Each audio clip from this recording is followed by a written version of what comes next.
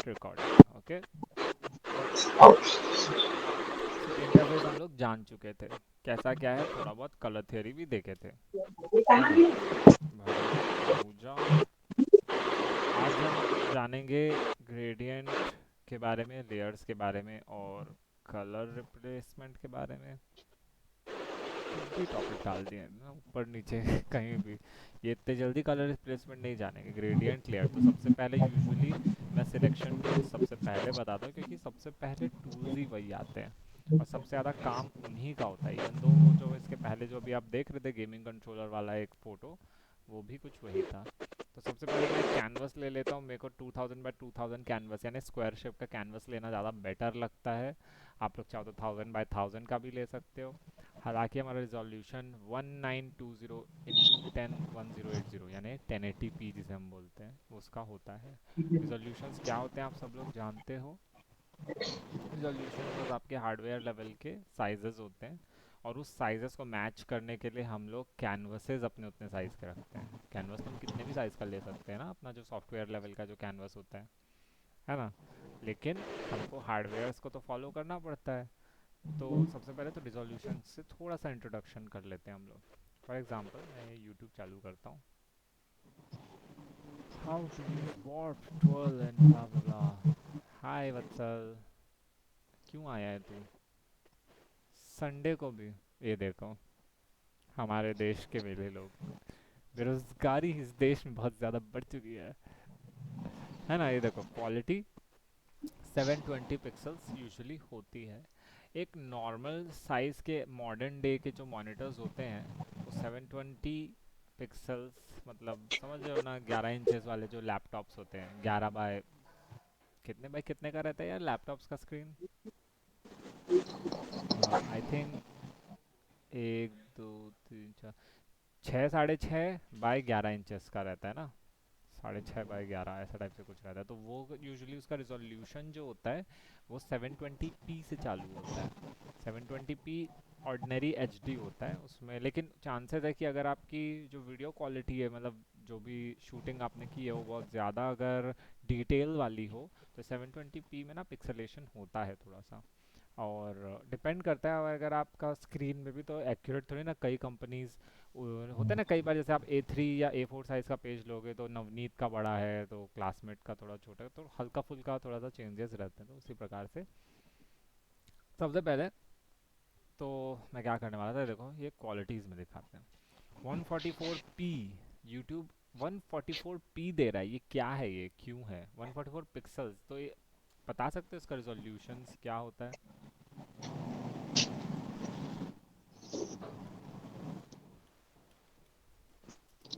Resolutions Hindi में सुने, क्या बोलते हैं, चलो सुनते हैं। अरे यार ये क्या, पता नहीं ये आजकल क्या हो रहा है ये गूगल में। हाँ, नहीं नहीं वो ऐड नहीं, मैं ना कई बार मूवी लिस्ट और उन सब में जाता हूँ ना, तो यूजुअली जब आप मूवी लिस्ट लिखते हो तो 2021 की, तो ऐसे लंबे से पूरी मूवीज़ के थंबनेल्स के साथ आता है ना, वो अचानक गायब हो जाता है आने के बाद। अरे तो वो लिस्ट तो मौजूद होनी चाहिए ना, फिर भी वहाँ पर स्क्रॉल नहीं नहीं रहती। मेरे में भी दिखाता है ये पीसी में कुछ हो रहा है, ये वाले वेबसाइट या ब्राउज़र में, ये देखना ना 2021 मूवी लिस्ट बॉलीवुड, ये देखना ना, इस तरीके से लिस्ट आएगी और फिर सडनली धड़ से गायब हो जाता है। ये देख, गायब हो जाती है। फिर कहाँ गया देख, कहीं नहीं दिख रहा। ये यहाँ नहीं आया ना, ये तू ना समझ नहीं रहा है मेरा बात तो मेरी भावनाओं से समझ नहीं रहे हो। चलो ठीक है, फिलहाल हम रिजोल्यूशंस को चेक करते हैं। 480p वाले से शुरू किया है, मेरे को एकदम छोटे से देखना है। देखो ये वाला 144, open image in new tab. तो देखो 144p सबसे छोटा होता है। ये जो होता है यूट्यूब हमें क्यों दे रहा है, यूट्यूब को क्या लेना देना इतने छोटा रेजोल्यूशन दे के। तो 144p कितना बड़ा साइज होता है हमें ये नहीं मालूम यार, इसका वो पूरा रेशियो में क्यों नहीं दिया हुआ है। 3 ways to change screen resolution in Windows 10। 144p 1080p 144। P to 1080 P. Detail में लिखूंगा तो शायद डिटेल में दिखाएगा। ये है क्या? कितना? 480 से नहीं देखना मेरे को, 144 से देखना है, ताकि वो प्रॉपर रेजोल्यूशन में बताए कि कितना उसमें रेशियो रहता है। कहाँ? ये दिस वन ओपन। कितना साइज है इसका? अब बहुत बड़ा साइज है यार। Open image in new tab.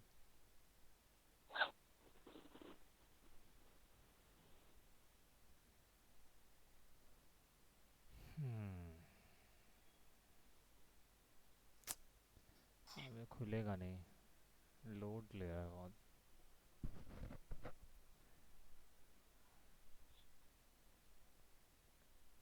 हम्म, ये देख रहे हो?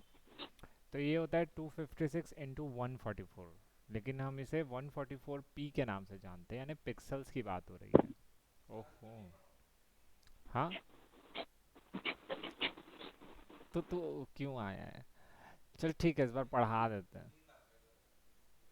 अच्छा, ठीक है, इस बार पढ़ा देते हैं अगर तुम लोग इतना ही कर रहे हो तो। टाइम तो बहुत ही ज़्यादा टाइम है, तो कुछ ज़्यादा ही जल्दी आ गया है। बैठ ले, कुछ प्रैक्टिस वैक्टिस कर ले। वेक्टर आर्ट देगा कि नहीं देगा तू? इलस्ट्रेटर वाला वेक्टर आर्ट देगा कि नहीं देगा?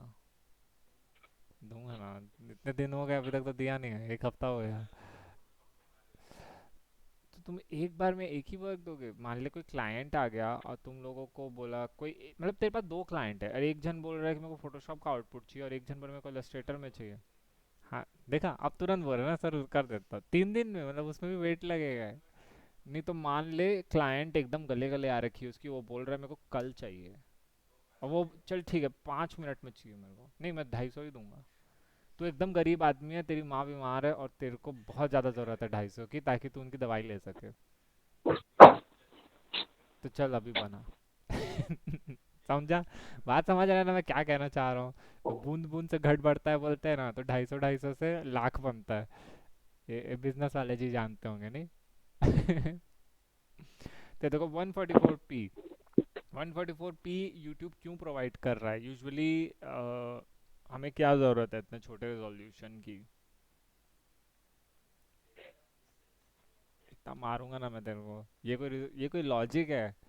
ये इसलिए एग्जिस्ट करता है क्योंकि इतने छोटे स्क्रीन्स एग्जिस्ट करते हैं। याद है नोकिया के फ़ोन? यूट्यूब तब से चला आ रहा है, तब से सीआरटी मॉनिटर्स भी होते थे, लेकिन फ़ोन तो उतना पुच्चू सा होता था ना। तो उसके रिजोल्यूशन है एक्चुअली नोकिया वाले जो छोटे क्वालिटी फ़ोन जो आते थे। उससे बड़ा फिर थोड़े बड़े वाले क्वालिटी फ़ोन आते थे, है ना? फिर छोटे, इतने छोटे छोटे वाले फ़ोन एंड्रॉयड वाले आने लगे, जिसको हम एक वो माचिस की तीली टाइप का एक काड़ी आता था उससे सरकाते थे। ये याद भी नहीं होगा तुम लोग को। मतलब याद है तुमको, है ना? फिर उसके बाद ये देखो 360 जो था, ये हमारा जो सीआरटी टेलीविजन्स थे, कैथोड रे ट्यूब वाले डब्बा जिसे हम बोलते थे, डब्बा वाले टेलीविजन्स। तो वो वाले टेलीविजन्स 360 रिजोल्यूशन देते थे। ये दोनों जो थे, ये स्मॉल डिवाइसेस जो जावा फोन्स होते थे ना, जावा फोन्स या जावा एंड्रॉयड जब आए थे, एंड्रॉयड भी नहीं था, वो सिर्फ जावा फोन्स ही थे, बस वो टच वाला फीचर नया नया आया था। तो वो क्या होता था कि नॉर्मल उंगली से तो वो चलता नहीं था। वो लोग क्या करते थे, उसमें ना एक छोटा सा एंटीना टाइप से एक वो काढ़ी देते थे, और वो उससे हमें सरकाना पड़ता था। और लोग उसमें भी होशियारी मारते थे ना, पता नहीं क्या ही इच्छा करके।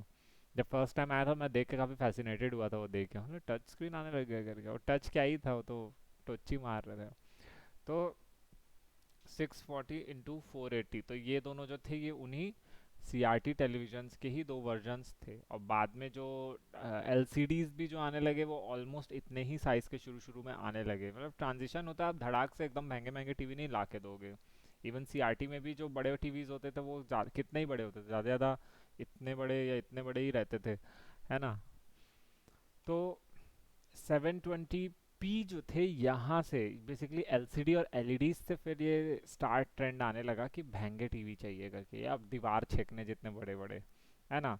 फिर जब एलईडीज का ज़माना आया, है ना, 720 के ही दौरान पे, 720 पिक्सल्स के दौरान पे ही उसका ट्रेंड आया। किस चीज़ का ट्रेंड आया? एलईडीज का ट्रेंड आया। और एलईडीज ने इनको रिप्लेस करने के लिए 720 रिजोल्यूशन में ही वो देने लगे, लेकिन एलईडीज ज़्यादा रिफाइंड होते थे और ज़्यादा एक्यूरेट देते थे। तो जो 720p में जो इमेजेस आती थी वो एलईडी टीवीज में थोड़ी पिक्सलेट होती थी।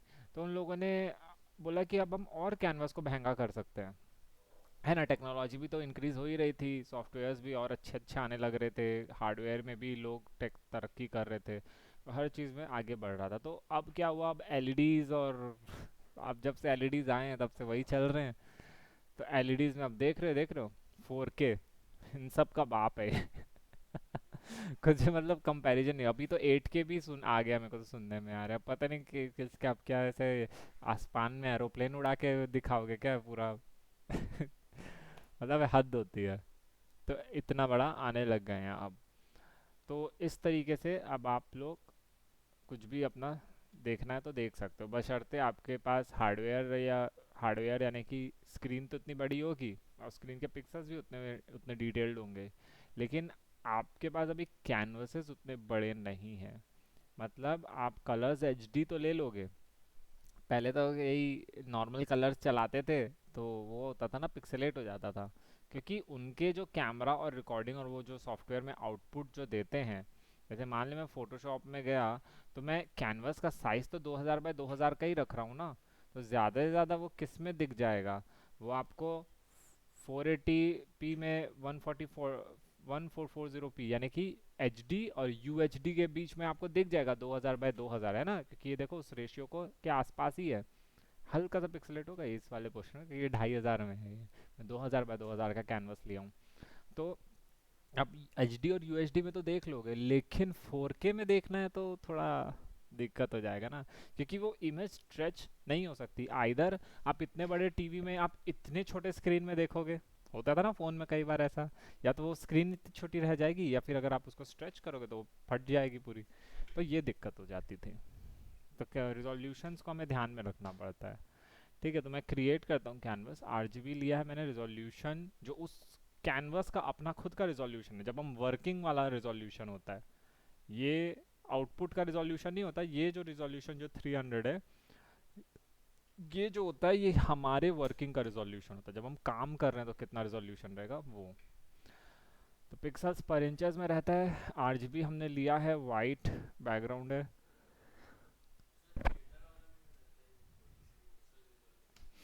उसका रिजोल्यूशन डिपेंड करता है, एक आई मैक्स करके एक रिजोल्यूशन आता है और एक स्टैंडर्ड होता है जो, और ब्लू रे एक अलग होता है। अब वो तुम जाओ गूगल करो, सभी चीज़ हम ही बताएंगे क्या। आई मैक्स, जैसे तुम लोगों ने जस्टिस लीग देखी है, सुपरमैन बैटमैन का जो मूवी आया था, पूरी घटिया मूवी आई थी जो थिएटर में आई थी, फिर जैक स्नाइडर ने उसको रीबूट किया। तुम्हें पता ही है सब क्या क्या हुआ था, तुम्हें भी पता है क्या क्या हुआ था ना, जैक स्नाइडर की बेटी की डेथ हो गई थी, ब्ला ब्ला ब्ला, है ना। तो उसने मूवी आधी छोड़ के चला गया था।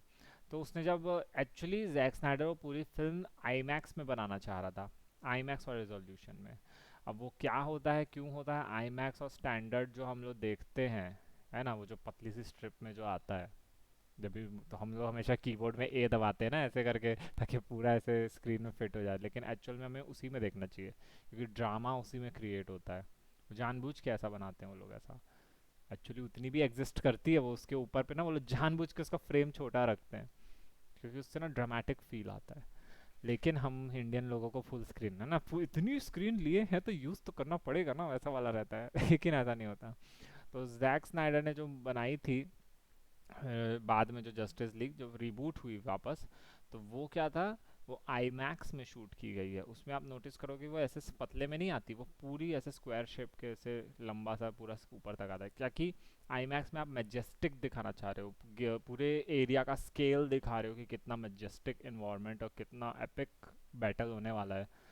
और बैटमैन द डार्क नाइट जिसमें जोकर था, हीथ लेजर, वो भी आई मैक्स में शूट की गई थी, लेकिन उसका जो रिलीज़ हुआ था वो नॉर्मल स्टैंडर्ड ब्लू रे में हुआ था। ठीक है, ये मैं फालतू की बातें कर रहा हूँ, चलो आगे बढ़ते हैं, क्योंकि मैं ऑफ टॉपिक हो जाऊँगा, तुम लोग मेरे को रोकने से रहे। ठीक है, सबसे पहला होता है मूव टूल। ठीक है, ये यूजली आप इसे छोटा भी रख सकते हो, बड़ा भी रख सकते हो, कैसा भी आपकी सहूलियत है। मैं यूजली पता नहीं, मैं मेरे को जो मिलता है मैं उसमें कर लेता हूँ, मेरे को उससे क्या ही कुछ फ़र्क नहीं पड़ता। लेकिन आपको जैसे सहूलियत पड़ती है वैसे आप रख सकते हो। यहाँ पर भी ये देखो, इस तरीके से इसे महंगा कर सकते हो, इसको ऐसे छोटा भी कर सकते हो। ठीक है, ये एक्स्ट्रा इन टूल्स के सब टूल्स है जिनको आप यहाँ से एक्सेस कर सकते हो और यहाँ से भी एक्सेस कर सकते हो। मूव टूल में सिलेक्ट करता देखो तुरंत इंटरफेस ऊपर का चेंज हो जाता है, तो ये उसके सब टूल बार्स होते हैं। मूव टूल का कीबोर्ड में शॉर्टकट वी होता है। चल तो अपना लैपटॉप बंद कर दो। मारूंगा पकड़ के, बंद कर। पहले पढ़ाऊंगा उसके बाद याद रखना। ये तो वही बात हो गई, वो एनिमे देखते हैं ना जापानीज में तो नीचे सबटाइटल्स भी पढ़ रहे, तो या तो तुम एनिमे देखो या सबटाइटल्स पढ़ो। और यही रीज़न है कि मैं इंग्लिश डब ज़्यादा प्रेफर करता हूँ, क्योंकि मेरे को देखना ज़्यादा पसंद आता है ना, आर्ट वर्क को देखो। हाँ, तो ऐसे ही 10 घंटे दा अरिगतो गोजाइमास ऐसे करके चिल्लाते रहेंगे फिर पूरे टाइम पर। हाँ, तो ये देख रहे हो मूव टूल है, ये दिखा रहा है मूव बिटवीन लेयर्स ग्रुप, इस तरीके से आप सिलेक्ट कर सकते हो। शो ट्रांसफॉर्मेशन कंट्रोलर ब्ला ब्ला ब्ला, बहुत सारी चीज़ें दी हुई आती है। तो फिलहाल मैं मूव टूल और ट्रांसफॉर्मेशन के बारे में थोड़ा सा जानकारी दूंगा। हाँ, सबसे पहले कोई प्यारी सी इमेज डाउनलोड करते हैं। मैं यूजुअली pixels.com में जाता हूँ। मैं इतना ज़्यादा इस वेबसाइट को यूज़ करता हूँ कि देखो मेरे रिकमेंडेशंस में आ रहा है फायरफॉक्स के। तो ये मैं क्लिक करता हूँ इस वेबसाइट को। ये free stock images, stock photos जानते हो, सब लोग जानते हो, गंदा सा वाटरमार्क लगा के देते हैं ना वो लोग, इतना जाली जाली लगा लगा के। तो ये एक वेबसाइट है जो आपको स्टॉक फोटोज़ देती है बट मुफ्त में। ठीक है, हम इंडियन लोग का सबसे बड़ा वीकनेस है फ्री। ठीक है, तो ये वेबसाइट में जाने का फ्री में मिलेगा डीएसएलआर लेवल की इमेजेस। देख रहे हो, मैं तब से यही वाली इमेज को एडिट कर रहा था जो वो गेमिंग कंट्रोलर पकड़ा हुआ था, तो अभी तक इस खाली हाथ में मैंने गेमिंग कंट्रोलर पकड़ा दिया है। ठीक है, तो कोई भी इमेज जो आप चाहो या आपकी पसंद की है तो आप यहाँ से खोज सकते हो। यहाँ पे सर्च बार दिया है, तो सबसे पहले बताओ हम क्या सर्च करें। चेल्सी समीक्षा, कुछ इनपुट दोगे? बताओ हम क्या सर्च करें।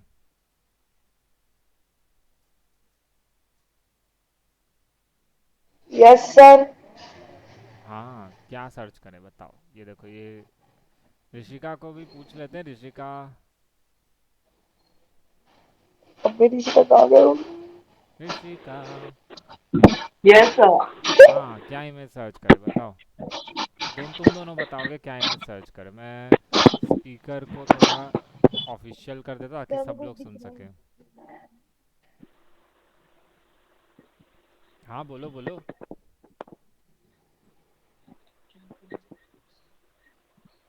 बिल्डिंग। क्या? बिल्डिंग। अच्छा, बिल्डिंग। बिल्डिंग क्यों लेकिन, क्या करना वैसे चाहते हो? अच्छा, ऐसा। तो BUILDING, बिल्डिंग या बिल्डिंग्स? एक ही बिल्डिंग चाहिए कि मल्टीपल चाहिए? मल्टीपल। मल्टी कलर है? देखो, क्या लगता है लड़कियों को सिर्फ एक कलर पसंद आता है? उनको मल्टीपल कलर चाहिए। बिल्डिंग्स, ये देखो। अरे दादा रे, एक से एक इमारतें। चलो, तो इसको डाउनलोड कर लेते हैं और इसको भी डाउनलोड कर लेते हैं। अरे ये बड़ा इंटरेस्टिंग दिख रहा है, इसे भी डाउनलोड कर लेते हैं। ठीक है, बुर्ज खलीफा नहीं डाउनलोड किया तो क्या डाउनलोड किया, है ना? और कुछ? ये भी बहुत अच्छा है, इसको भी डाउनलोड कर लेते हैं। ये देखो, ये भी रो दिया। अच्छा, वो भी क्या क्या, अजीब बात है। हुआ क्या मेरे को समझ में नहीं आया। अरे मल्टी कलर, अरे रे, मिल गया मिल गया मिल गया। जो हम खोज रहे थे हमें मिल गया यार। ये भी डाउनलोड है गलियों का। अब तू क्या करना भरत, खुद को एडिट करके यहाँ पे ऐसे क्रॉप करके लगा देना, बोलना अरे मैं गया था, ब्राज़ील गया था ना, वहाँ की गलियाँ थोड़ी सी। हाँ, ये इंडिया तो है ही नहीं है इतना, गंदगी में भी इतना सुंदरता नहीं दिखाई देती। और वहाँ की गलियाँ कोयले की नहीं होती, यहाँ पे सीमेंट वाली गलियाँ होती है। और उसमें भी वो गंदे से ऊट पटांग वाले रोड ब्रेकर्स रहते हैं, जिसमें से आपकी कमर टेढ़ी हो जाए और जब दादी लोग को घुमाने ले जाओ तो आपको स्लो चलाना पड़ता है। ठीक है, तो मैं सारे दुख दर्द समझ, तुम भी समझते हो। सब वेरी रिलेटेबल, हैशटैग रिलेटेबल वैसे, है ना? अब ये हमारे जितने भी चेल्सी और ऋषिका है वो ये दर्द नहीं समझ पाएंगी कि दादी लोगों को या मम्मी, मेरी खुद की मम्मी को घुमाना ही एक सरदर्द है, क्योंकि इतना स्लो चलाओ और फिर वो हमारे करियर के बारे में इतने सारे नहीं है सवाल पूछ सर। देते हैं। अच्छा, आप भी घुमाए हो? Yes sir. है ना? तकलीफ होती है कि नहीं होती है? नहीं सर। नहीं, अरे ये सोचेगी कहीं सर मेरी दादी को ना बता दे करके। है ना? नहीं सर, बस ना थोड़ा कभी कभी लगता है एकदम धीरे चलाना पड़ता है तब। हाँ, तो कभी कभी लगता है तो मतलब अब यही बोल रहे हो ना कि सर परेशानी होती है करके। बट मम्मी के केस में नहीं होता सर, ये सिर्फ दादा दादी के केस में होता है। नहीं, मेरी मम्मी का एक्चुअली थोड़ा बैक का प्रॉब्लम है, तो होता है मेरे को ओ। तो थोड़ा। ठीक है, तो ये देखो, जितने बार भी हम इमेज इंपोर्ट करते हैं, देखो मैंने इंपोर्ट कैसे किया। सबसे पहले मैंने उस फोल्डर को ओपन किया, वहाँ से देखो इमेज को ड्रैग किया और फोटोशॉप के आइकन के ऊपर ले गया, और फिर वहाँ जाके मैंने ड्रॉप किया। अब यहाँ पे अभी तो फिलहाल ये मैंने इसको इसको ऐसे राइट क्लिक नहीं किया था, तो ये अभी भी यहाँ पे मौजूद है, इसीलिए वो इमेज अभी ड्रैग नहीं हुई। क्योंकि जब तक आप इसको अप्रूव नहीं कर देते तब तक दूसरी या कुछ अदर चेंजेस आप नहीं कर पाओगे। तो फिलहाल आप देख रहे होगे कि अगर मैं इसे जूम करूँ तो ये बुर्ज खलीफा जी जो है थोड़े पिक्सेलेटेड दिखाई दे रहे हैं। है ना? किसमें?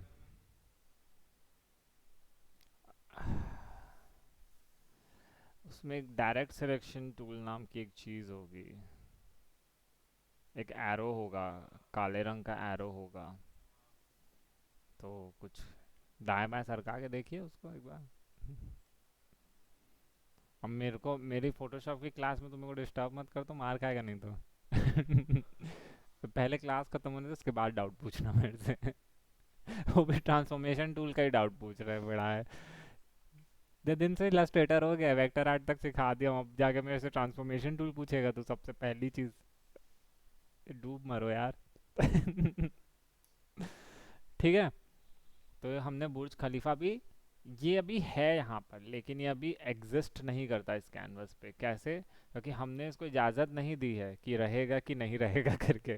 ठीक है, बेसिकली राइट और रॉन्ग वाला चीज़ है कि ये रहेगा कि नहीं रहेगा, या चाहिए या नहीं चाहिए वाली चीज़ है। तो अभी बेसिकली हम इसको छोटा बड़ा कुछ भी कर सकते हैं। सबसे पहले तो ये जिस लेयर पे आया है, ये देखो पिक्सल, उसका जो भी नाम वाम है उस नाम से आ जाता है। अगर आपने लेयर 1 बनाई है और उसके बाद आप कोई भी इमेज को डाल रहे हो, तो ये उस लेयर को रिप्लेस करके खुद को रख लेता है। ठीक है, तो बेहतर होगा कि हाँ, अगर आपने उस लेयर में कुछ भी छेड़छाड़ की है तो फिर वो लेयर रहेगी वहाँ पर, लेकिन ये भी एक चीज़ है। ठीक है, हाँ, जैसे मान लो इसको मैं कैंसिल कर देता हूँ, देखो गायब हो गया। मैंने लेयर 1 क्रिएट की और फिर उसके बाद मैं इसे ड्रैग करके फोटोशॉप के ऊपर ले गया और पटक दिया, गायब। ठीक है, प्रैक्टिकल करके दिखाना पड़ता है, ऐसे बताऊंगा तो नहीं लोगे सीरियसली, नहीं। तो ये देखो, अब मैंने इसको राइट क्लिक कर दिया, अब ये अप्रूव हो गया। ठीक है, थंबनेल है ये इमेज का, और बगल पे उसकी लेयर दी हुई है और उसका नाम यहाँ पे दिया हुआ है। इस इमेज की जो लेयर पे, इमेज के बगल पे छोटा सा आइकन देख रहे हो, इसे स्मार्ट ऑब्जेक्ट का आइकन है ये आइकन दर्शा रहा है कि ये जो इमेज है ये अभी एक स्मार्ट ऑब्जेक्ट है। मैंने बताया था कैनवस में जब हम कोई इमेज को क्लिक करते हैं, फ़ोटो खींचते हैं, तो वो उस कैनवस में हर एक सिंगल पिक्सल को उस कैनवस पे उतार देता है। बट सिंस एक स्मार्ट ऑब्जेक्ट इमेज है ना, तो ये स्मार्ट ऑब्जेक्ट इमेज क्या करता है कि जब भी डीएसएलआर और सॉफ्टवेयर की मदद से, सॉफ्टवेयर का एक एल्गोरिदम है ये, तो ये क्या कर रहा है, इस इमेज को उसने स्टोर्ड करके रखा हुआ है एज अ अलग अलग साइजेस में। अगर ये सबसे स्मॉलेस्ट साइज, यानी सबसे स्मॉलेस्ट काइंड ऑफ 144p से लेके 4K अगर आपका कैमरा है तो उस रेजोल्यूशन तक में ये उसको स्टोर करके रख लेता है, ताकि इनकेस अगर आप इसे छोटा या बड़ा करो, मैं दोबारा कंट्रोल टी दबा के जब मैं इसे छोटा या बड़ा करूँगा, देखो अभी मैं इसे इतना छोटा किया, मेरे को नहीं चाहिए, वापस चाहिए, तो कैंसिल कर दूंगा, कंट्रोल टी दबाए, और फिर इसको छोटा करने के बाद अगर मैं राइट क्लिक कर दूँ तो इतना रहेगा, फिर कंट्रोल टी दबाने के बाद अगर मैं बड़ा कर दूँ और मेरे को नहीं चाहिए, मैं कैंसिल कर दूँगा, देखो वापस ऐसे। समझ रहे हो कैसे वर्क कर रहा है ये सब चीज़, तो ये हम लोग जान लेंगे। तो फिलहाल मैं अभी क्या बता रहा था, अभी देखो स्मार्ट ऑब्जेक्ट, तो कंट्रोल टी दबा के मैं इसे छोटा करूँगा, राइट क्लिक करूँगा, ये इतना हो गया। तो ये स्मार्ट ऑब्जेक्ट है, ये इसको स्टोर्ड करके रखा है कि इतने छोटे साइजेस में कितना इसका पिक्सल्स और रेजोल्यूशन रहना चाहिए। फिर से मैं कंट्रोल टी दबाया और इसे बड़ा किया, इसके पिक्सल्स की इंटेग्रिटी अभी भी सेव्ड रही, यानी कि सॉफ्टवेयर को मालूम है कि हम मतलब इसकी एक्चुअल इमेज का वैल्यू कितना है। ठीक है, लेकिन जब हम इसको राइट क्लिक करते हैं और रास्टराइज करते हैं, रास्टराइज लेयर का ऑप्शन है, देखो लेयर में राइट क्लिक करेंगे और यहाँ पे देखो रास्टराइज लेयर का ऑप्शन है, ये इसे अब इस इमेज को उस लेयर में उतार देगा। Get it?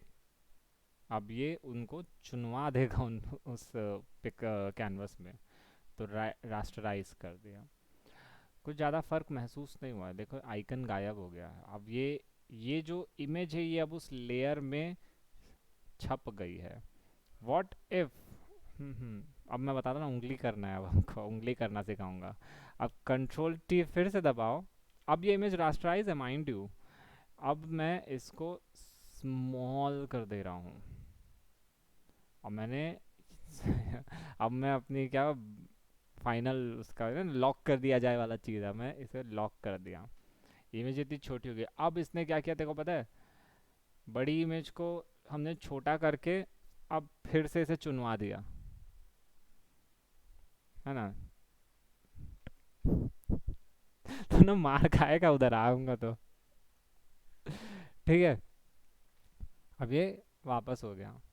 क्या लगता है अब क्या होने वाला है अगर मैं इसे वापस बड़ा किया तो? ऑब्वियसली। क्यों? वो उसको एक्चुअल में उस इमेज को छोटा कर दिया, है ना? क्योंकि स्मार्ट ऑब्जेक्ट में क्या रहेगा, वो उसे छोटा करने के बाद भी एक सर्टेन मेमोरी बचा के रखेगा, क्या उसकी बाकी की इमेजेस के साइजेस को रिमेंबर करके रखा रहता है, अब वो नहीं रिमेंबर रिमेंबर करके रखेगा। तो कंट्रोल टी प्रेस करूँगा और अब मैं देख रहा, हो माय गॉड ये क्या हालत हो गई बेचारे की। ठीक है, दबाए, पूरी इमेज धुंधली हो गई। और एक और चीज़, जब हम कंट्रोल टी दबाते तो आप नोटिस करोगे इमेज ना बहुत पिक्सल मतलब क्वालिटी कम हो जाती है। जब मैंने इंपोर्ट किया था उस ऑब्जेक्ट को, चाहे वो स्मार्ट ऑब्जेक्ट हो या ना हो, वो ना थोड़ी कम क्वालिटी में दिखाता है। अब मान ले ये इमेज का एक्चुअल साइज़ जो है वो एक स्काई स्क्रेपर बराबर मल्टी लेवल बिल्डिंग को ढकने के लिए होगा, तो मैं उतनी बड़ी इमेज को जो कि कई जीबीज या एमबीज में हो सकती है, उसको अगर मैं यहाँ पे लाऊंगा तो मेरा फोटोशॉप मेरे कदम नहीं चूम लेगा। वो क्या बोलेगा? तो बेसिकली जब हम ट्रांसफॉर्म करते हैं और इस इमेज को बड़ा छोटा साइज में करते हैं तो वो लैग ना हो, तो वो उसकी एक थंबनेल जैसा बस उसे कन्वर्ट कर देता है और थोड़ा क्वालिटी को हल्का सा कम कर देता है ताकि ज़्यादा लोड ना ले पाए और हम इजीली इमेज को बड़ा छोटा कर सकें। तब देख रहे हो पूरी इमेज हमारी कचड़ा हो गई। अब मैं चलो इसे एक और बार छोटा करता हूँ, फिर से राइट क्लिक कर देता हूँ। अब सोचो क्या हुआ होगा उसका। कंट्रोल टी दबाए और फिर से इंक्रीज करते हैं। ओ माय गॉड, देखा मैं बोला ना हल्की सी पिक्सेलेटेड हो जाती है जब हम ट्रांसफॉर्मेशन टूल, जब राइट क्लिक करेंगे तो थोड़ा रिफाइंड होगा, बट देखते हैं क्या आउटपुट आता है। और ख़राब हो गई इमेज, और ख़राब हो गई। तो और करो और और टच की मारोगे तो और ज़्यादा गड़बड़ होगा। वही इमेज वापस बड़ी क्वालिटी में चाहिए, अंडू ही करना पड़ेगा, या फिर आप उस इमेज को फिर से इंपोर्ट करो। ठीक है, तो रास्टराइज करने से पहले आप सोच लो, और रास्टराइज करने के बाद अब उसको जूम मतलब छोटा करना या बड़ा करना, उसको सुनो साइज को अल्टरनेट करने से तो थोड़ा सोच लेना 10 बार। ठीक है, ठीक याद आएगा। लेकिन जो एक्चुअल एडिटिंग होती है, जो आप एक्चुअल फ़ोटो में मैनिपुलेशन करोगे, मान लो मैं यहाँ पर ये जो बना है बुर्ज खलीफा, यहाँ पे मुझे किंग कॉन्ग को बैठाना है, वो बिल्डिंग वाला आइकॉनिक सीन नहीं रहता, वो बंदर ऐसे बिल्डिंग में खड़ा है, वो सीन अगर बनाना है तो मेरे को एक बंदर की फ़ोटो चाहिए होगी। लेकिन स्मार्ट ऑब्जेक्ट में आप वो सब नहीं कर सकते ना, क्योंकि स्मार्ट ऑब्जेक्ट उस इमेज की एक्चुअल अलग अलग साइजेस में रिजोल्यूशंस में उसको रिमेंबर करके रखा है। जब आप उसको बदलाव करोगे, उस पर छेड़छाड़ करोगे, तो वो नहीं करने देगा ना। तो इसीलिए हमें उसे रास्टराइज करना पड़ता है पहले, है ना? तो ऑब्वियस सी बात है, जब हम उसमें छेड़छाड़ कर रहे हैं तो हमें पता है कि हमें कितना साइज चाहिए या कितनी आउट मतलब उसको रखना है हमें, तो उस प्रकार से कर सकते हैं। तो एक तो हम अभी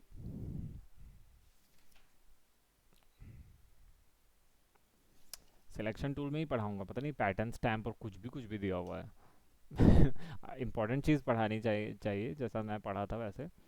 तो सबसे पहले हम लोग मूव टूल को देखते हैं। मूव टूल का काम क्या होता है? मूव टूल का काम मूव करना होता है। ठीक है, ये आपके इमेज या ट्रांसफॉर्मेशन टूल में भी आप मूव कर सकते थे, लेकिन वो अलग टाइप का मूव था। है ना, आप इमेज में चेंजेस ला रहे थे ट्रांसफॉर्म करने के ज़रिए। ठीक है, मूव हम उसमें भी दाएं बाएं सरका रहे हैं, लेकिन देखो इसमें इमेज की इंटेग्रिटी कुछ नहीं हो रही है, वो हम बस उस इमेज को दाएं बाएं ही सरका रहे हैं, कुछ ज़्यादा खास नहीं करे। मूव टूल का कीबोर्ड में शॉर्टकट क्या होता है? वी होता है। तू भी आ जा, उधर बैठ जा। हम्म।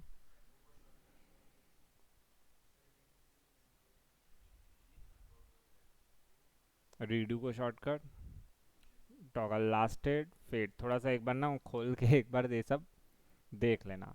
फाइल में देखो, न्यू फाइल चालू करनी है तो उसके लिए ये है। न्यू फाइल के लिए कंट्रोल एन होता है, लेकिन ये देखो, ये एक और एक नया लेयर चाहिए तो देखो यहाँ पे आप जाके क्रिएट न्यू लेयर दबा सकते हो, लेकिन न्यू लेयर आप कीबोर्ड से बनाना है तो कंट्रोल एन नहीं दबाना, तो नया फाइल खोल देगा। कंट्रोल शिफ्ट एन दबाना है तो नया लेयर पूछता है। नॉर्मल जब आप लेयर क्लिक करोगे तो वो न्यू लेयर, लेयर वन करके लिखते हैं, नंबर वाइज दे देगा। लेकिन ये देखो यहाँ पे वो पूछता है कि आपको क्या करना है। मान लो मेरे को इसमें किंग कॉन्ग डालना है तो KINGKONG, किंग कॉन्ग लिख दोगे और फिर ओके दबाओगे तो किंग कॉन्ग नाम से लेयर आ जाएगी। और उसमें और अदर चीज़ें भी पूछता है।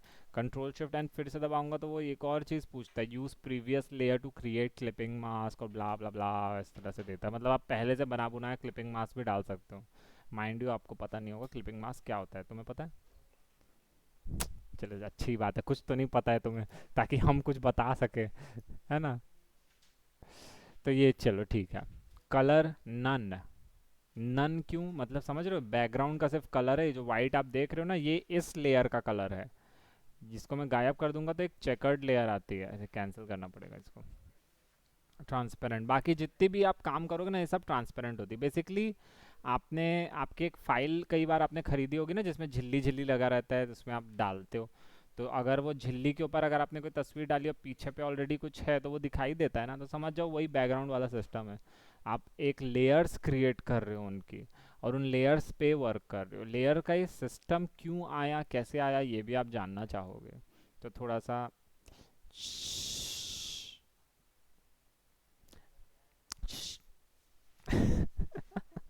तो लेयर्स पे हम काम करना चालू करेंगे। तो लेयर्स कैसे वर्क करते हैं और इसका आइडिया कहाँ से आया, ये पुराने समय पे जब मोहनजोदाड़ो की खुदाई चल रही थी। कितना सीरियसली देख रहे हो ना, मैं चूतिया बना रहा हूँ तुम लोग को। मोहनजोदाड़ो बोला तो सही से, हाँ सर सही है, वहां से इतना टेक्नोलॉजी। ये वही बात जोक हो गया ना, कि हमारे यहाँ खुदाई हुई तो पता चला हमारे यहाँ वायर्स निकले, तो हम हमारे पूर्वज वायर्स यूज करते। तो इंडियन वाला बोलता है कि हमारे यहाँ खुदाई की तो कुछ नहीं मिला। तो बोलते हैं तो इसका मतलब क्या हुआ, तो बोलते हैं तो हम लोग तब से कॉर्डलेस यूज कर रहे थे। है कि नहीं? तो वन मानुष लटकता हुआ डाउनलोड कर लेंगे, उसमें क्या जाता है। चिंपैंजी, लटकता हुआ चिंपैंजी डाउनलोड, जरूरी थोड़ी ना किंग कॉन्ग ही डालना है, हम लोग कोई भी ए बंदर को, लटकता हुआ बंदर को एडिट करके डाल सकते हैं। डालेंगे, चल तुम लोगों के क्लास में ना हम लोग किंग कॉन्ग वाला इफेक्ट्स बनाएंगे। है ना, तो चलो सबसे पहले हम क्या करते हैं।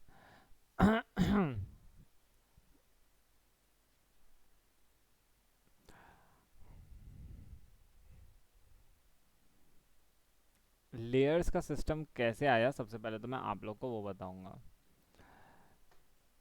पुरानी जो मूवीज होती थी ना, या फिर पेंटिंग्स होती थी, पेंटिंग्स से चालू करते सबसे पहले। तो लियोनार्डो दा विंची, मैंने आप लोग को बताया था, वो लोग लेयर्स में वर्क करता था।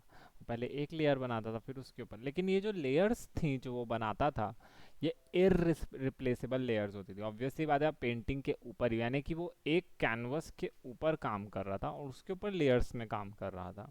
तो इसका मतलब वो एक लेयर बना लेने के बाद, तो वो बहुत सोचने के बाद तब वो उस पे छेड़छाड़ करता था। है ना, तो वो एक लेयर अलग चीज़ हो गई। उससे इंस्पिरेशन लेके फिल्म जगत में, फिल्म की दुनिया में हम लोगों ने सोचा कि चलो, वो क्या था कि अगर उससे मिस्टेक होती तो वो उस मिस्टेक को आप कैनवस या पेंटिंग्स में नहीं वो कर सकते, सुधार नहीं सकते। है ना, गया मतलब हाथ अगर किसी ने धक्का मार दिया और उसकी पेंटिंग में से ऐसे चल दिया तो पूरा दिमाग खराब नहीं हो जाएगा? या फिर गलती से किसी ने उसके ऊपर पानी मार दिया या कुछ भी कर दिया तो पूरी पूरी वही आर्ट वर्क ही खराब हो जाएगा। तो इसमें क्या हुआ कि लोगों ने दिमाग लगाना फिर चालू किया। तो कैसे दिमाग लगाना चालू किया मैं आप लोग को बताता हूँ। आप लोगों ने स्टार वॉर्स फिल्म देखी है? स्टार, लेकिन फेमस बहुत है स्टार वॉर्स का।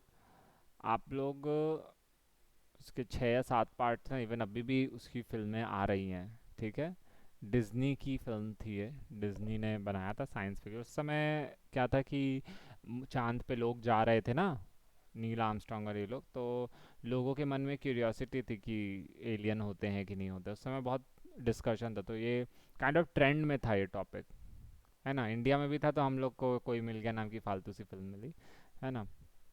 तो उन लोगों में भी था। तो Star Wars was a very epic film. इसकी मार्केटिंग बहुत अच्छी की गई थी और बहुत अच्छी फिल्म थी। मैं भी देखना चाहूँगा किसी दिन, टाइम निकाल के मैं भी देखूँगा अपना घर में बैठ के। लेकिन आप लोग को रिकमेंड किया जाता है कि आप लोग स्टार वॉर्स के सारे पार्ट देखो हर हालत में। ठीक है, पुरानी फिल्म है लेकिन उस समय के वीएफएक्स भी काफ़ी ठीक थे और डिसेंट थे। ठीक है, बहुत अच्छा कॉस्ट्यूम डिज़ाइन और हर चीज़ थी। उसके गेम्स आते हैं, उसके वो आते हैं प्ले स्टेशन 5 में, रिसेंटली उसके गेम्स वेम्स आए थे, एंड्रॉयड वगैरह बहुत कुछ है। तो देखना ज़रूर। मैंने भी इंडियाना जोन्स देखी है पूरी।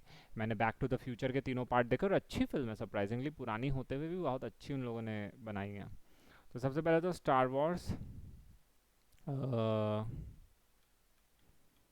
लेयर्स, स्टार वॉर्स लेयर्स,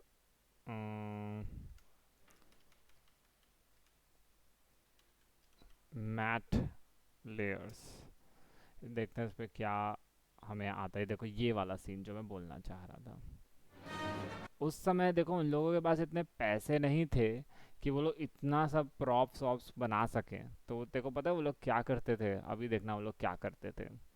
ठीक है, ऋषिका और चेल्सी तुम लोग भी देखना वो लोग कैसे इन फिल्मों को अंजाम देते थे।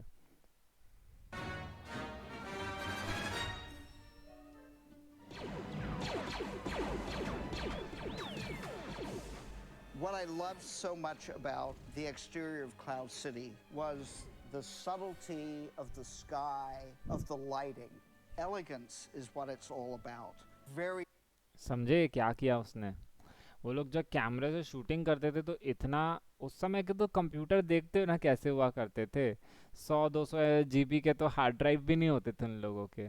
तो वो लोग कैसे इन फिल्मों को बनाते थे, ये कैसे इतना वीएफएक्स और सीजीआई क्रिएट कर सकते थे? तो वो लोग क्या करते थे, बैकग्राउंड पेंटिंग से एक कांच के ऊपर बनाते थे और उस कांच को कैमरे के आगे रख देते थे ताकि वो एक इल्यूजन क्रिएट हो कि वहाँ पर कुछ है करके। देख रहे हो ना कैसा है? देखो एक आर्टिस्ट है जो हाइपर रियलिस्टिक पेंटिंग कर रहा है। few people can pull that off, even today with CGI.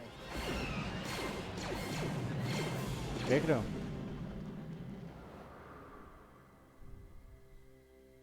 So what are we looking? अब मेन क्या है, अब आप अमेरिका में तो भारत जितनी पॉपुलेशन होती नहीं है। तो वो लोग क्या करते थे कि इतने सारे जनता को तो आप कॉस्ट्यूम पहना के, कॉस्ट्यूम के पैसे लगते या इतना कुछ होता तो भैया इंसान लुट जाता ना। तो उन लोगों ने क्या किया, कैमरा लगाया और उसके बाद कांच पे ऐसे करके वो लगा दिया। अब ये देखना ना। At here. Here is just a wonderful example of all these stormtroopers, and nobody knows that it's a matte painting. You just assume that this is a very large set. देख रहे हो? तो ये जो पूरा पोर्शन जो जो तुम देख रहे हो ये पेंटिंग है पूरी, ये सब पूरी पेंटिंग्स हैं। सिर्फ ये जो लोग खड़े ना इतने पोर्शन में ये रियल है, और ये लोग जो यहाँ पे चल कर जा रहे हैं ये रियल है। ठीक है, तो उन लोगों ने दूर से कैमरा रखा, उस कैमरे के आगे फोटो रख दी। समझ रहे हो कैसे बेवकूफ़ बनाया गया? जैसे कई फिल्मों में दिखाते हैं ना, कैमरास लगे हुए और उस कैमरे के आगे उन लोगों ने बस वो तस्वीर रख दी उस एंगल से खींच के। तो बेसिकली बुद्धू बना दिया ना। तो एक तरीके से जनता को इस तरीके से बुद्धू तो नहीं बनाया गया, लेकिन बहुत क्रिएटिव तरीका ना। अब बता, इतने कम से कम 1000-2000 लोग रहे होंगे, तो उन 2000 लोग की अब पेंटिंग बनाना ज़्यादा ईजी है कि उनको कॉस्ट्यूम पहना के वहाँ पे रियल में खड़ा कराओगे तुम लोग, है ना। पैसे पैसे बचेंगे यार, करोड़ों बच जाते हैं इसमें। तो सोचो उन लोगों ने बस एक छोटी सी सस्ती से कांच को खरीद के एक आर्टिस्ट को 1000 या 1.5 लाख रुपया दे के बनवा दो पेंटिंग पूरी। ये देखो कुछ था ही नहीं वहां पे, देखो। So there are some real stormtroopers on the set, and then the rest were added by the matte artist. ठीक है, और ये अभी से नहीं चल रहा है, ये कम से कम 19 के समय का है, और उस समय से पहले ब्लैक एंड वाइट चलता था। तो तुम लोग देखना चाहोगे,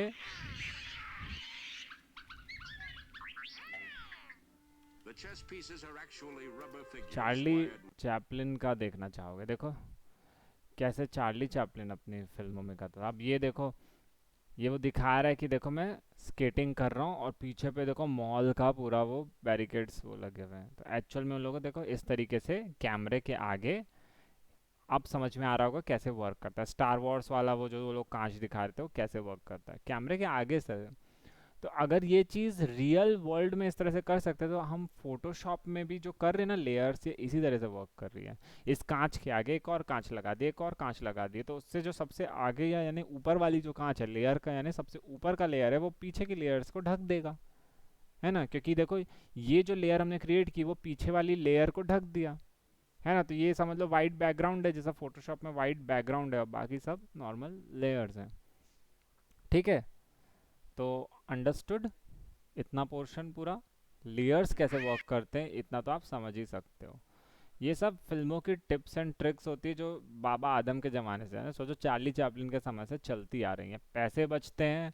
अब भाई तुम जाओगे कहीं पे, सेट सेट जो डिज़ाइन करते हैं, सेट वेट जो बनते हैं, तो वहाँ पे तुम रियल के मॉल में जाके शूटिंग करोगे या पैसे बचाओगे? मॉल वालों को भी तो बोलेंगे ना भाई भीड़ खाली करो, लोग नहीं आने चाहिए, तो उससे अच्छा आप उसी से मिलता जुलता एक सेट बना दो, है ना। इतना गहराई गहराई की जगह एक सामने कांच लगा दो, और आज के डेट में तो कांच भी लगाने की ज़रूरत नहीं है। आजकल तो विजुअल इफेक्ट्स और जो हम लोग सब सीख रहे हैं फोटोशॉप, ये सब उससे भी किया जा सकता है ना। तो ये सब ऐसे वर्क करता है। थोड़ा सा टाइम लगता है, लेकिन वो रियल जगह पे शूटिंग करके पैसे बर्बाद करने से अच्छा आप यहाँ पे वो सब कर सकते हैं। इवन आज तक तो नकली लाइटिंग हो जाती है, दिन का रात बना देते हो, रात का दिन बना देते हो, कुछ भी हो जाता है। और आर्टिस्ट लोग इतने इंटेलिजेंट और उनको इतनी आर्टिस्टिक की समझ होती है कि उन लोग एग्जैक्ट जानते हैं कि सुबह के वक्त कितनी लाइट पड़ती है। लाइटिंग आर्टिस्ट अलग होते हैं इसीलिए, है ना। लाइटिंग आर्टिस्ट अलग होते हैं, शेडो आर्टिस्ट अलग होते हैं, टेक्सचर आर्टिस्ट अलग होते हैं। ठीक है,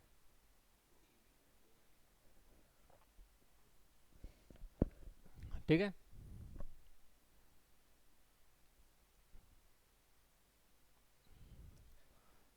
कैंसिल कर देता हूँ, हाँ। तो बेसिकली हम जाने आज लेयर्स क्या होता है, ट्रांसफॉर्मेशन क्या टूल होता है।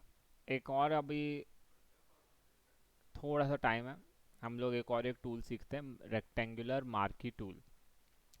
जिस भी आइकन के बगल पे ये देखिए छोटू सा एरो बना हुआ है, तो इसका मतलब ये होता है कि अगर हम उस आइकन को क्लिक करे रहेंगे तो देखो और ऑप्शंस ओपन होते हैं। वैसे ही देखो मूव टूल में अगर आप क्लिक करे रहोगे तो मूव टूल और एक आर्टबोर्ड टूल ओपन होता है। आर्टबोर्ड टूल के बारे में मत जानो, पॉइंटलेस है, फोटोशॉप के लिहाज से पॉइंटलेस है, तो मैं नहीं पढ़ाऊँगा उस चीज़ को जानबूझकर, ताकि आप लोग इधर उधर भटक ना जाओ और फिर अपने फोटोशॉप का कबाड़ा ना मचा दो, है ना।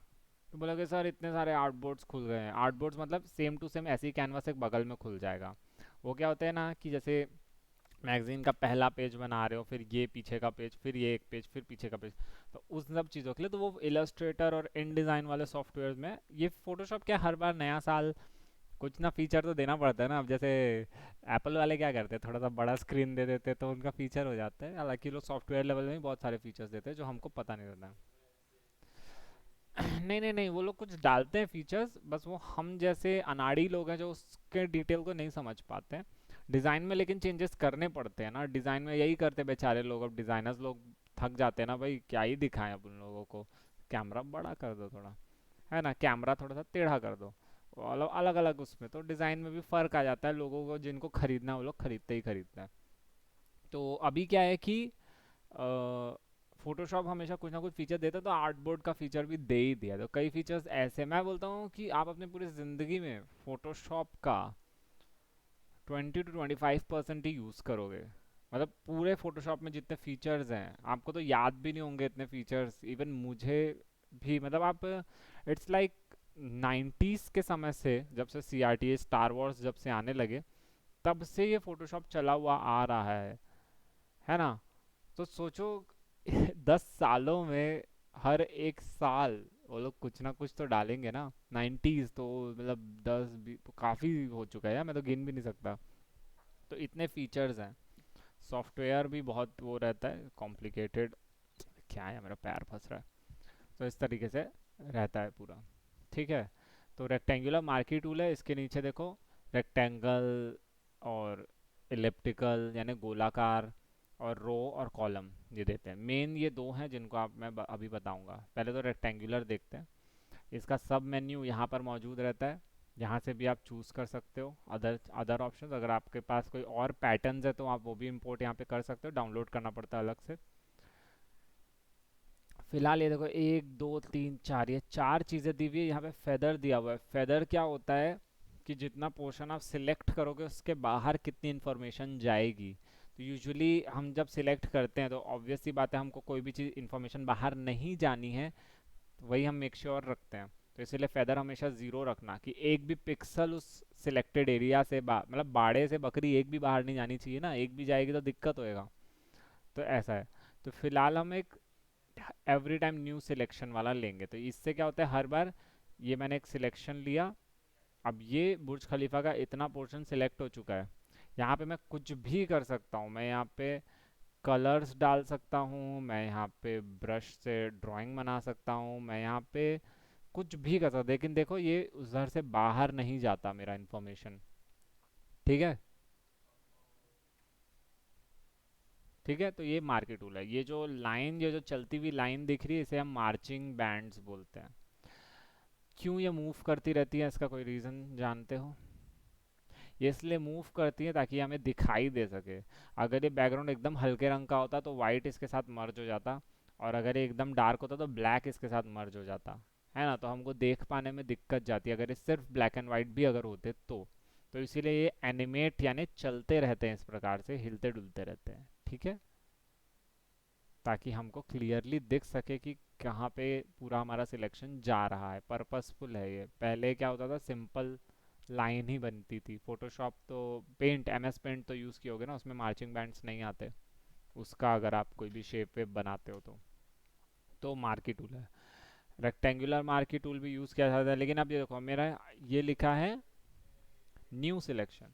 तो जितने बार भी मैं कुछ बनाऊंगा, देखो प्रीवियस सिलेक्शन तुरंत गायब हो जाती है और फिर नई सिलेक्शन आ जाती है। इसके बगल पे दिया है, देख के ही समझ में आ रहा है कि अगर मैं कोई भी चीज़ सिलेक्ट करके दूसरा बनाऊंगा तो वो उसके साथ मर्ज हो जाएगा। फिर उसके बगल वाला जस्ट उसका ऑपोजिट कुछ भी बनाऊंगा तो वो उतने से उतना पोर्शन कट कर देगा। और उसके बगल वाला और इंटरेस्टिंग है, मैं कुछ भी बनाऊंगा तो वो जितना पोर्शन बीच में आ रहा है बस उतने को सिलेक्ट करेगा। समझे? सर्कल के लिहाज से अगर मैं दिखाऊं तो control D for D selecting the selection. Control Z नहीं दबाओगे, अंडू नहीं करना है। अंडू करोगे तो दिक्कत होएगा ना, एक स्टेप पीछे चल देता है वो। तो हमको क्या करना है, सर्कल बनाए, एक और सर्कल बनाए। देखो अब ये न्यू सिलेक्शन है। हर बार मैं इंटरसेक्शन वाला देख रहा हूँ, तो इंटरसेक्शन वाले से क्या होता है, देखो जितना पोर्शन इंटरसेक्शन में उतना रहता है। ठीक है। सब्ट्रैक्ट वाले में सब्ट्रैक्शन होता है। चांद वांद बनाना है तो उसके लिए काम आता है। हाँ हाँ, सब टूल बोलो या अपने शब्दों में, तेरे को जो पेट नेम रखना है, गुच्चू पुच्चू जो नाम रखना है तेरे को वो रख। ठीक है। बेसिकली वो उनका टूल्स के एक्सटेंशंस हैं पूरे। एक्सटेंशन देखो, मैं एक्सटेंशन, अब मैंने नया शब्द बोल दिया, ओ माय गॉड सर, तो बोले थे एक्सटेंशन है, कोई बोलेगा सब टूल बार है। बेसिकली अपनी श्रद्धा से जो बोलना है बोलो। ठीक है। Control D for D selection. ठीक है। और सिलेक्ट करके आप उतना पोर्शन चाहो तो डिलीट कर सकते हो। देखो इस लेयर में कुछ है ही नहीं, किंग कॉन्ग वाले इमेजेस से उड़ाना है तो डिलीट दबा दो। अब बैकग्राउंड लेयर दिखाई देगा, बैकग्राउंड में कुछ होगा तो दिखेगा। बैकग्राउंड में वाइट है तो वाइट दिख रहा है। बैकग्राउंड में अगर हम्म, हाँ मतलब कोई भी एक्ट्रेस की फोटो रहती तो वो दिख जाती। तुम्हारी इच्छा, जो रखना है रखो, है ना। नेहा धूपिया से लेके जो लगाना लगाओ। पता नहीं मेरे मुंह पे नेहा धूपिया क्यों, मैं नोरा फतेही बोलने वाला था but never mind. Neha Dhupia अच्छी।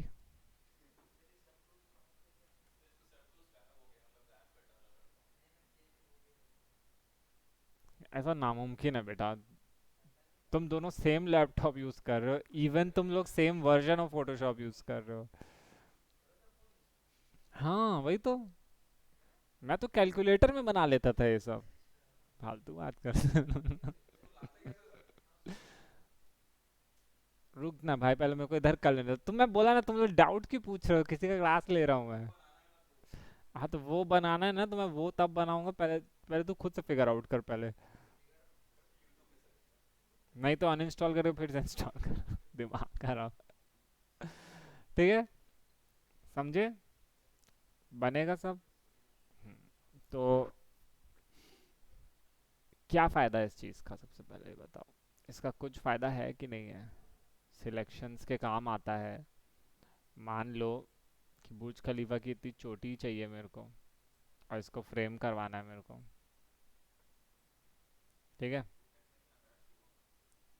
मुझे क्या पता यार, पता नहीं वो क्या कर रहा है, क्यों कर रहा है, और कहाँ है, क्या है। और इसको बाहर, अच्छा अंदर का नहीं बाहर का डिलीट करना है। बहुत सही सवाल था, मैं वेट कर रहा था मेरे से कोई पूछेगा। हालांकि मैं खुद से बताने वाला था, नेवर माइंड। तो ये होता है नॉर्मल सिलेक्ट। आप यहाँ पे राइट क्लिक करके डिस सिलेक्ट कर सकते हो, जो मैं कंट्रोल डी बोला था उससे। सिलेक्ट इनवर्स करके दिया है। अब ये बुर्ज खलीफा छोड़ के सब कुछ सिलेक्टेड है। देख सकते हो, मैं इधर ग्रेडियंट लगा के दिखाता हूँ, समझे?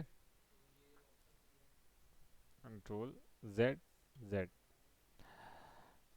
इसका कीबोर्ड में शॉर्टकट होता है कंट्रोल शिफ्ट आई। ठीक है, और कंट्रोल शिफ्ट आई दबाने के बाद आई को दबाए मत रख जाना। कंट्रोल शिफ्ट आई दबाने के बाद हाथ ऊपर कर लेना। नहीं तो फिर एक अभी बंदा मेरे से, तुम्हारी क्लास से पहले जो अभी क्लास थी, वो बंदा मेरे से पूछ रहा था, सर मेरे में आई ड्रॉपर टूल है, देख रहे हो ये आई ड्रॉपर टूल प्रकट हो जा रहा है। मैं बोला बेटा तुम कंट्रोल शिफ्ट आई दबाने के बाद आई दबाए रह जा रहे हो, तो आई को हाथ भी तो हटाओ कीबोर्ड से, है ना? तो कंट्रोल शिफ्ट आई दबाओ और फिर हट जाओ, है ना? नहीं हो रहा है, अगर आई ड्रॉपर टूल तुम सिलेक्ट कर भी ले रहे हो तो क्या ही दिक्कत जाता है, वापस जाओ ना उधर से सिलेक्ट कर लो मार्की टूल कुछ भी। ठीक है, डिलीट दबाओगे तो बुर्ज खलीफा रह जाएगा। फेदर 0 पिक्सल्स रहेगा तो अच्छी बात है, नहीं तो हल्का हल्का बाहर पे छूटेगा इंफॉर्मेशन। ठीक है, कंट्रोल जेड, कंट्रोल डी। ठीक है, गेट इट, याद रहेगा।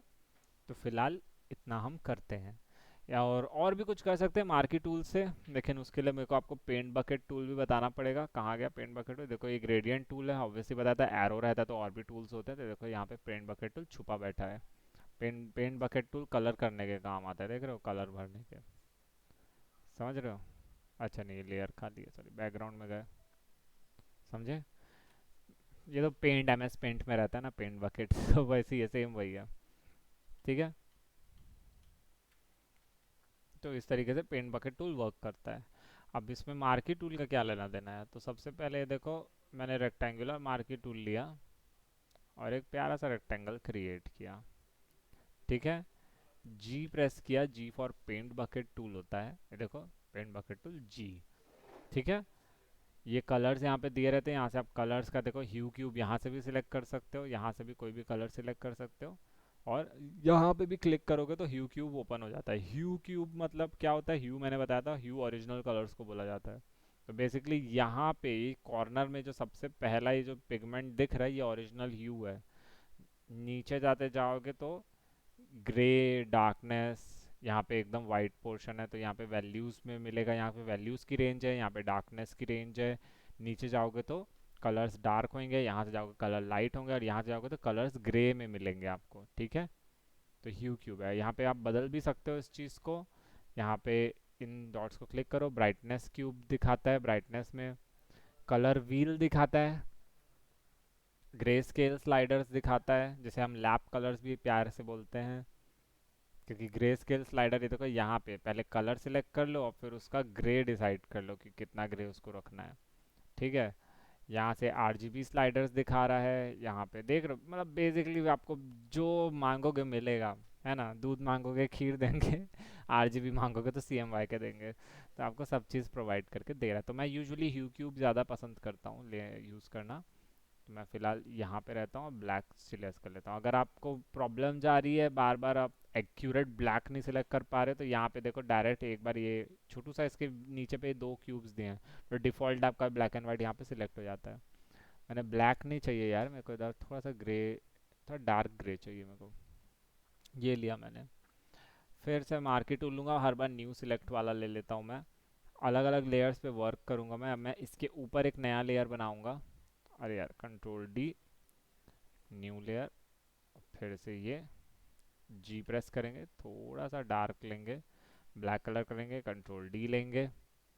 फिर उसके बाद मैं इसके नीचे एक लेयर लूँगा, नीचे पे ना, ताकि वो उसके पीछे पे बने। ठीक है, तो मैं इसको लूँगा, फिर से एक स्क्वायर बनाए, G प्रेस किए, सबसे ज़्यादा ब्लैक लिए, पुट किए, कंट्रोल D। ऐसे करते करते पूरी एक सीनरी बना सकते हो आप। मैं क्या बना रहा हूँ, मैं बिल्डिंग्स बनाने की कोशिश कर रहा हूँ। ठीक है, बैकग्राउंड पे नीला आसमान बनाएंगे हमेशा की तरह। बिल्कुल नहीं बताऊंगा मैं, चुपचाप से मेरे को प्रकाश कंप्लीट करने। रुक जा, 2 मिनट रुक जा। ठीक है, मैंने ये एक सिलेक्शन ले लिया है, G प्रेस करूँगा, थोड़ा सा डार्क ब्लू कलर ले लेता हूँ मैं। ठीक है, कंट्रोल D दबाएंगे। फिर मैंने क्या किया, इलिप्टिकल मार्की टूल लिया। अब एक ट्रिक बताता हूँ। ऐसे देख रहे हो एलिप्स बन रहा है, अगर मैं शिफ्ट दबाऊंगा ना, देखो परफेक्ट सर्कल बनेगा। शिफ्ट दबाया रहूँ मैं अभी इस वक्त, तो इसको मैं अभी इतना बना के छोड़ दिया, और इसको मैं मूव कर लेता हूँ थोड़ा साइड में। फिर उसके बाद मैंने ये वाला सब्ट्रैक्ट वाला लिया, क्योंकि मेरे को इससे पोर्शन सब्ट्रैक्ट करना है। समझ रहे हो मैं क्या करना चाह रहा हूँ? देखो चांद आया, चांद नजर आया। अरे यार, हरा चांद नहीं चाहिए, थोड़ा पिलेला पिलेला चांद चाहिए। ठीक है, अब ये देखो मैंने मिस्टेक कर दी, मैंने सेम लेयर पे वर्क कर दिया है। अब मैं इसे मिटाऊंगा तो मेरा ब्लू वाला पोर्शन भी घट जाएगा, तो कंट्रोल Z दबाएंगे, न्यू लेयर लेंगे, और यहाँ पे चांद को पुट कर देंगे, कंट्रोल D दबाएंगे। ठीक है, हमारा चांद बन गया। बाकी का हम नॉर्मल स्पेरिकल शेप का चांद भी बना, मतलब सितारे बना सकते हैं छोटे छोटे। G प्रेस करेंगे, पुट करो, फिर M फॉर मार्की टूल दबाओ, फिर छोटा सा एक कलर लो। अरे आ जा भाई, न्यू सिलेक्शन। तो इस बार छोटे छोटे हम लोग G प्रेस कर करके, कंट्रोल D। इस तरीके से हम छोटे छोटे स्टार्स भी बना सकते हैं। रेक्टेंगुलर मार्की टूल है। अब मेरे को खिड़कियाँ बनानी है, खिड़कियाँ सेम शेप की रहें तो ज़्यादा अच्छी रहेंगी। देखो रेक्टेंगल कुछ इस तरह से रैंडम बनता है, मैं शिफ्ट दबाऊंगा तो परफेक्ट स्क्वायर बनेगा। ठीक है, अरे शिफ्ट, हाँ ठीक है, G दबाऊंगा। अरे सॉरी, थोड़ा सबसे ऊपर वाली लेयर लेनी पड़ेगी ना, न्यू लेयर। ये लो, M दबाओ, दाईं ओर सरकाओ। लेकिन उसके लिए जो मैं इसको सिलेक्शन को डायरेक्टली मूव कर रहा हूँ, तो मेरा हर बार न्यू सिलेक्शन वाला पोर्शन, बाकी सब में वो अपने फीचर यूज़ करने लग जाएगा। G दबाऊंगा ऐसे, कंट्रोल D। समझ रहा, मैं पूरा एक सीनरी छोटी सी क्रिएट कर सकता हूँ एकदम। ये इसे वेक्टर मोनोक्रोमेटिक आर्ट बोलते हैं, क्योंकि इसमें सिंगल टाइप के कलर्स इस्तेमाल हो रहे हैं, कुछ शेड्स और वैल्यूज़ कुछ भी नहीं है ना, ना वाइटनेस ब्राइटनेस कुछ नहीं है, शेडिंग है ही नहीं इसमें। सिर्फ मैंने फ्लैट कलर्स को पुट कर करके ऐसी आर्ट वर्क बनाया। तो आप लोग का पहला असाइनमेंट है, ऐसी कुछ मेरे को बना के दिखाओ। ठीक है, ठीक है ऋषिका, ऋषिका और Chelsea, hello. Yes sir. Yes sir, yes sir, 3 bags full, 1 for ठीक है, तो मेरे को बना के दोगे। आज की क्लास हम लोग यहीं पे वाइंड अप करते हैं। Okay.